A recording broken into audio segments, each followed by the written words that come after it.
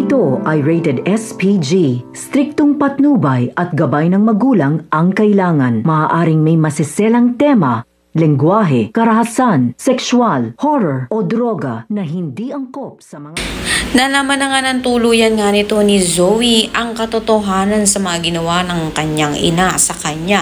Dahil na nga rin sa pagbubunyag nga ng tauhan nga nito ni Moira. Sinabi nga niya ang pagkawala ng kanyang anak ni Zoe ay ang pag-utos nga nito ni Moira at ang pagpaslang dito nga kay Dax upang sa gayon hindi sila magkatuluyan. Hinarap nga niya ang kanyang ina at nasampal niya nga ito dahil na nga rin sa sama ng loob nga niya rito. At ngayon nga ay wala na nga raw siyang kinikilala pang ina dahil na nga rin sa sobrang sama na nga nito.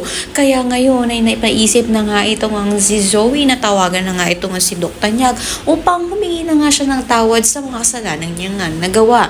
Ngunit ayon kay Doc Tanyag, mapapatawad nga lang niya ito kapag sinabi niya na nga kung nasan itong si Moira. Hindi na nga rin nagtagal ay natunto naman na nga nito nila Doc Tanyag itong si Moira at dito nga ay pagbabayaran na nga nitong lahat ng mga kasalanan.